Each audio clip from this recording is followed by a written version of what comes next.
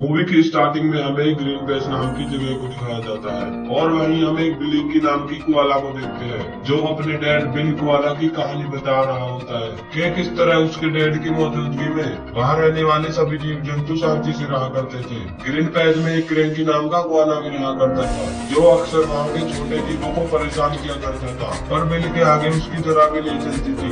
एक दिन बिल रेगिस्तान की ओर व्हाइट ड्रैगन्स की तलाश में निकल रहा होता है, तभी उसका बेटा बिलिंकी वहाँ आ जाता है। वो अपने डैड से उसे भी सफर पर ले जाने को कहता है, पर उसके डैड यह कहकर मना कर देते हैं कि रेगिस्तान का रास्ता खतरों और रहस्यों से भरा है और वह जगह किसी नजदीक वाला के लिए नहीं है जिसे वह अपनी मौत का ख्याल रखने के लिए कहकर चला जाता है। पर उनके जाने के बाद वे एक साल बाद भी नहीं लौटते, जिस कारण बिलिंकी और उसकी मॉम को बिलिंकी की बहुत चिंता होती है। और अब बिल की गैर मौजूदगी में क्रेंकी भी अपना असली रंग दिखा रहा था, इसलिए ब्लैंकी बेसब्री से अपने डैड का इंतजार कर रहा था। एक दिन बिलिंकी क्रेंकी को सबक सिखाने का सोचता है और वह अपने दोस्तों की मदद से अपनी मॉम से बचकर घर से आ जाता है, जहाँ वह क्रेंकी को भाषण देते हुए देखता है जो वहाँ के जीवों को बिलिंकी को छोड़कर बिल को कायर बता रहा होता है। तभी बिलिंकी की मॉम वहाँ पहुँच जाती है जो क्रेंकी के इस बात से बहस करने लगती है। उतने में ब्लैंकी वहाँ क्रेंकी को सबक सिखाने पहुँच जाता है, पर उसका यह प्लान फेल हो जाता है और क्रेंकी उसके पीछे पड़ जाता है और बिलिंकी उसे बड़ी आसानी से चकमा देकर वहाँ से भाग जाता है। पर क्रेंकी उसके घर तक पहुँच जाता है जहाँ वह ब्लैंकी के मॉम से कहता है कि कल वह उस जगह को बाहरी दुनिया से सील कर देगा और फिर वह उसे अपना महल बनाएगा। यह सुनकर ब्लैंकी को बहुत गुस्सा आता है और वह क्रेंकी के बढ़ते हुए बुराइयों को देखकर अपनी मॉम से अपने डैड को ढूंढने के लिए कहता है, पर उसकी मॉम ऐसा नहीं कर सकती थी और वह उससे कहती है कि ग्रीन पेज को हमारी जरूरत है और हम यहाँ से कहीं नहीं जा सकते। और वह बिलिंकी को भी खोना नहीं चाहती थी, इसलिए वह बिलिंकी को इसके लिए मना कर देती है, पर इसे बहुत गुस्सा हो जाता है और वह अपनी मॉम से नाराज होकर खुद को अपने कमरे में बंद कर लेता है। पर वो वहाँ तय करता है कि वह किसी भी आग में अपने डैड को ढूंढ जाएगा, इसलिए वह सुबह होते ही अपनी मॉम को बिना बताए आ जाता है और अपने दोस्तों से कहता है कि इस बीच में बाहर जाने के बारे में उसकी मॉम को न बताए। और फिर वह एक केव से होते हुए ग्रीन पैर से बाहर निकल आता है,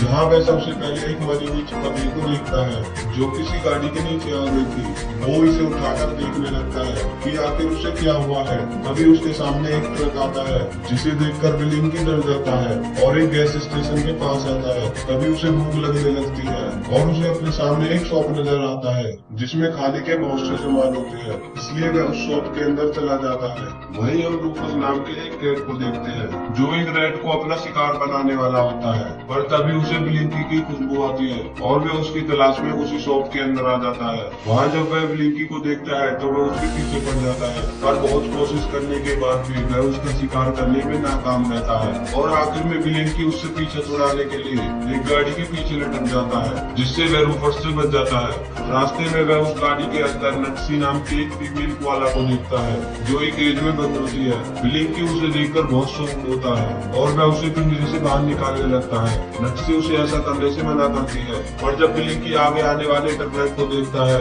तो उसे एक गलतफहमी हो जाती है। पहली बार इस दुनिया में आने के बारे में इसलिए बिलिंकी को कुछ पता नहीं होता और वह टर्नल को इंसानों को खाने वाला मोटल समझता है, इसलिए वह बिना नक्सी की बात सुनते हुए उसे गाड़ी से नीचे उतार देता है। जिसके बाद नक्सी उस पर गुस्सा करने लगती है और कहती है कि वो मुझे जू ले जा रहे थे, लेकिन अब मैं तुम्हारी वजह से खो गई हूँ। तब बिलिंकी उससे कहता है कि मेरे डैड को तुम्हारे जू के बारे में जरूर पता होगा, क्योंकि वह एक बेस्ट एक्सप्लोरर है। एक बार मैं उन्हें ढूंढ लूं, फिर हम दोनों मिलकर तुम्हें जू पहुंचा देंगे। नक्सी के पास और कोई रास्ता न होने के कारण उसे बिलिंकी की बात माननी पड़ती है और वह दोनों बिलिंकी के डैड को ढूंढने निकल जाते हैं। और चलते चलते वह एक दरिया के पास पहुंचते हैं जहाँ उन्हें गेटू नाम का लियार्ड नजर आता है और वह एक पिंड के काट में फंसा होता है। उसे जब पता चलता है कि बिलिंकी और नक्सी व्हाइट सागर की ओर जाने वाले हैं तो वह उन्हें कहता है कि मैं उसे अच्छे से जानता हूँ, लेकिन उसके लिए तुम्हें मुझे यहाँ से बाहर निकालना होगा। वो इसकी बात मानकर डाली से उसे बाहर निकाल देते हैं, पर असल में वह झूठ बोल रहा था और इसलिए वह आजाद होते ही वहाँ से भागने लगता है।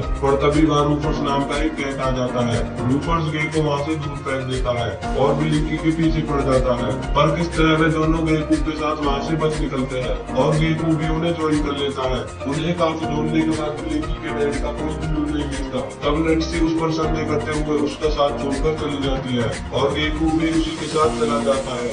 दूसरी ओर जब ब्लिंकी के मॉम उसे देखने के लिए आती है तब ब्लिंकी का दोस्त रॉबर्ट ऐसा दिखाने की कोशिश करता है ताकि उसकी मॉम को शक न हो, पर आखिर में ब्लिंकी की मॉम को उसके बाहर जाने का पता चल जाता है। वहीं जब ब्लिंकी अकेला जा रहा होता है तभी रेगिस्तान में उसके डैड का विजन आता है और तभी उसके डैड कहते हैं कि अपने दोस्तों का साथ कभी मत छोड़ना, और तभी अचानक से उसे कोई पकड़ लेता है और जब उसकी आंख खुलती है तो नेटसी और गेको भी उसके साथ होते हैं जिन्हें एक वोम्बो नाम के भालू ने पकड़ रहा होता है। जब ब्लिंकी उसे अपना नाम बताता है तो वो उससे कहता है कि कहीं तू मेरे के बेटे तो नहीं, क्योंकि वह ब्लिंकी के डैड को पहले से ही जानता था। और ब्लिंकी के पूछने पर और साथ में वह उसे यह बताता है कि वह जगह सबसे भयानक और रहस्यों से भरी है और वह रेगिस्तान की सबसे भयानक जगह है और आज तक वहाँ पे जाने वाला वापस लौट कर नहीं आया, इसलिए वह ब्लिंकी को वापस लौटने की सलाह देता है। और ब्लिंकी का इरादा पक्का था और ब्लिंकी की इस हिम्मत को देखकर वोम्बो उन्हें क्रोवेनियर तक पहुंचाने के लिए तैयार हो जाता है और तभी वहाँ बेरिल और सेरिल नाम की सिस्टर पर आ जाती है। तब वोम्बो उन्हें क्रोवेनियर तक पहुंचाने की कहता है। बिल्ली उनकी एक समय पर बहुत मदद की थी, इसलिए वह उसका नाम सुनते ही मदद करने के लिए तैयार हो जाती है और सभी वो वहाँ से निकल जाते हैं। और वह जिस दौरान आगे बढ़ रहे होते हैं उस दौरान लूकस वोम्बो के पास पहुंच जाता है और उसे ब्लिंकी का पता पूछता है। उसे मजबूर होकर क्रोवेनियर के बारे में बता देता है।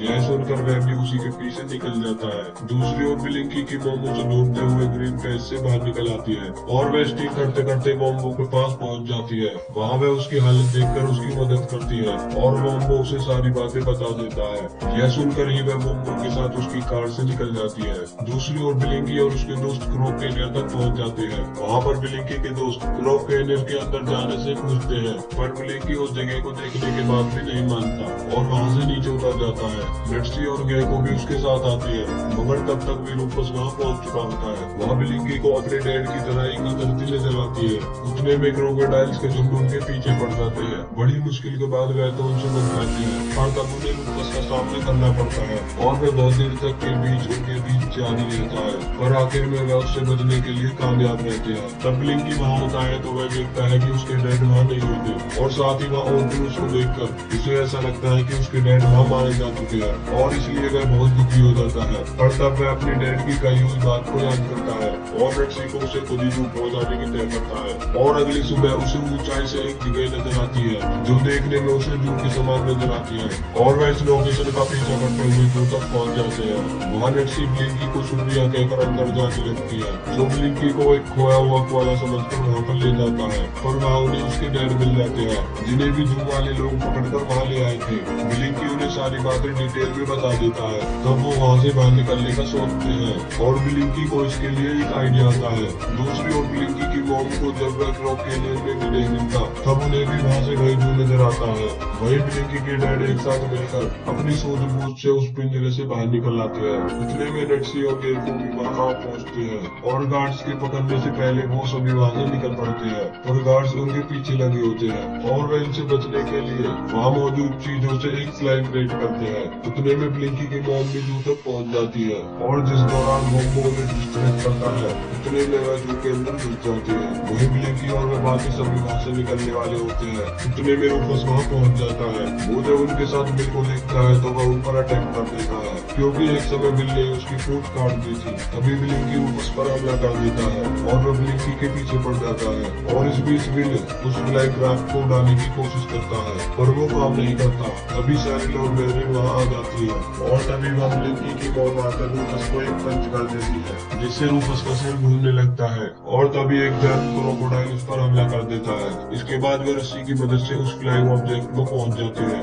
ब्लिंकी की मॉम बिल को देखकर बहुत खुश होती है और इसके बाद वे जू से बाहर निकल आते हैं और आखिर में वे ग्रीन पेज पहुंचकर ग्रेगी को भी सबक सिखा देते हैं और इसी तरह यह मूवी यही एंड हो जाती है। और